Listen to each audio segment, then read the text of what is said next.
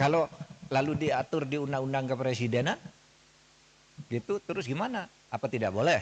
Kan itu tanggungnya presiden. Oh, diatur anunya Pak, kalau dibelokkan di bawah. Nah, silahkan kalau itu mau dimasukkan, meskipun kalau itu terjadi itu hukumnya sudah ada dan sudah ada banyak yang masuk penjara gitu.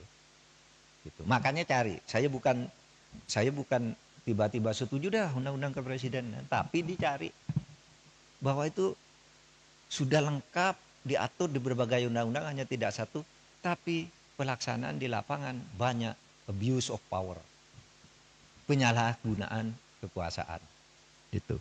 Nah, saudara sekalian, sampai saat-saat akhir di masa jabatan misalnya, dalam masa istilah Mas Zainal Arifin Mukhtar itu masa lemdak.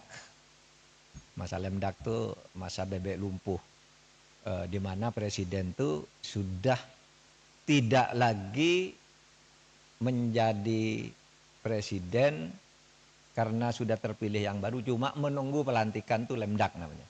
Lemdak itu namanya kalau secara hukum disebut masa demisioner. Nah, belakangan ini di masa demisioner, gitu. Di masa demisioner banyak sekali kebijakan-kebijakan strategis yang kemudian mengikat presiden baru. Orang protes, terus presiden baru apa dong? Nah, ini kalau mau diatur oleh undang-undang kepresidenan boleh juga. Dicoba nanti. Kalau di masa lemdak, begitu presiden baru diumumkan terpilih, tinggal nunggu 3 bulan pelantikan. Apa yang boleh dilakukan oleh presiden lama? Apa yang tidak boleh dilakukan? Diatur juga boleh. Masa-masa itu. Ya. Misalnya tidak boleh membuat keputusan strategis. Kan bisa saja loh. Gini loh, yang kemarin saya bayangkan. Kenapa saya itu sesudah pengumuman MK pemilu bahwa Prabowo Gibran menang sebagai orang hukum, saya katakan ya sudah, dia menang, saya mengakui dan saya mengucapkan selamat. Silakan laksanakan tugas ini dengan baik. Legowo. Tetapi sampai dengan pelantikan 20 Oktober, saya terus berteriak. Banyak abuse of power yang dilakukan oleh presiden. Dan yang saya takut itu, ini 20 Oktober kan. Ini belum dilantik nih. Presidennya udah nunggu di sini. Bisa saja sehari sebelum pelantikan dia mengeluarkan dekret bahwa pemilu yang kemarin saya anggap tidak sah karena saya lalai melaksanakannya. Oleh sebab itu tidak jadi pelantikan presiden, saya perpanjang lagi. Bisa.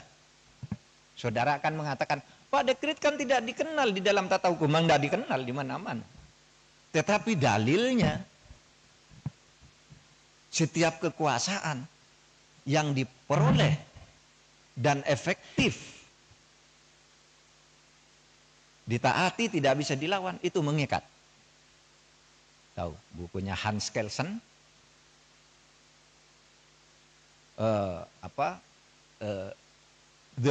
the pure theory of law. Itu kata ini, revolusi dan pemberontakan yang menang, perlawanan terhadap konstitusi yang menang itu menjadi hukum baru kalau bisa efektif dipaksakan kepada rakyatnya. Yang mau saudara memberontak, kalau menang saudara presiden. Tapi kalau kalah digantung saudara. Ini teorinya. Bukunya jelas dan prakteknya jelas. Saya katakan, Pak, apakah kita nih pelanggaran kepemerintahan kita nih dibentuk tidak melanggar konstitusi? Iya, melanggar konstitusi. Mari saya tunjuk. Ketika Indonesia merdeka tahun 45, kemerdekaan itu melanggar konstitusi yang berlaku ketika itu. Apa itu? Konstitusi Kerajaan Belanda pasal 2 menyatakan Kerajaan Belanda meliputi Nederland, Hindia Belanda dan Suriname. Hindia Belanda itu Indonesia. Konstitusi itu berlaku. Tapi konstitusi seperti itu dilawan oleh Bung Karno. Kita langgar aja konstitusinya. Ayo kita merdeka. Bung Karno dapat dukungan rakyat. rakyat mentaati secara efektif, pelanggaran konstitusi yang dilakukan Bung Karno itu sah menjadi konstitusi baru atau dasar konstitusi baru. Kan melalui pemberontakan. Karena sah, efektif. Bung Karno mengeluarkan dekret 5 Juli tahun 59. Itu jelas melanggar konstitusi. 5 Juli tahun 59 Bung Karno 1 membubarkan konstituante. Tidak boleh menurut konstitusi. Kok konstituante dibubarkan? Yang kedua, memberlakukan undang-undang dasar yang lama, ya, memberlakukan kembali undang-undang dasar 45. Konstituante dibubar. Tidak boleh dilakukan oleh presiden. Karena yang menempatkan memberlakukan undang-undang dasar itu konstituante. Bukan presiden, malah dibubarkan konstituantenya. Pada waktu itu kan pemberontakan. Tapi Bung Karno menang pemberontakan juga kali ini. Kenapa rakyat setuju kalau Bung Karno tidak melakukan itu, Indonesia ini kacau balau. Maka keluar fatwa Mahkamah Agung ketika itu bahwa yang dilakukan oleh Bung Karno itu adalah untuk menyelamatkan negara. Dalilnya salus populi suprema lex esto.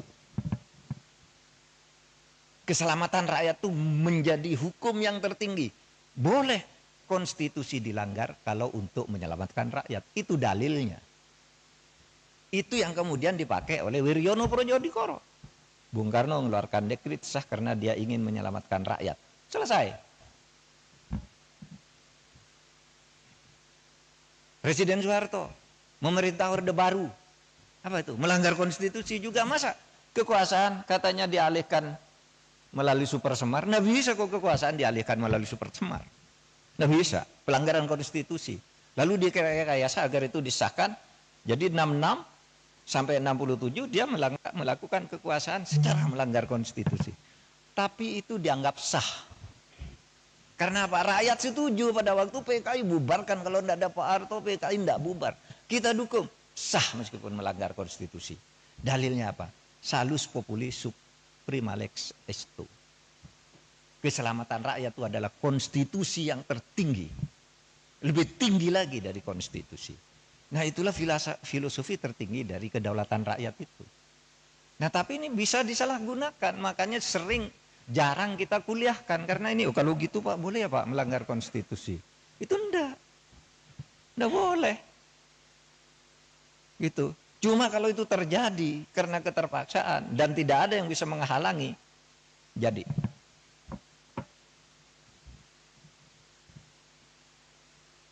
Nah, makanya saya katakan, loh kalau nanti sebelum tanggal 20 Oktober kemarin, saya terus nyerang tuh ke pemerintahan Pak Jokowi sampai 20 Oktober, saya serang tuh. Apalagi sesudah mau melanggar putusan MK itu saya lawan. Saya khawatir sebelum dilantik Pak Prabowo itu sudah diambil kekuasaannya, bisa saja toh. Kita curiga begitu. Tapi begitu Pak Prabowo dilantik, ya saya berhenti. Sampai sekarang saya tidak pernah nyerang Pak Jokowi lagi. Udah selesai. Pak Bapak kok tidak ikut? Untuk apa ikut? Tidak ada ruginya saya, tidak ada untungnya saya. Itu sudah ada yang ngurus. Gitu.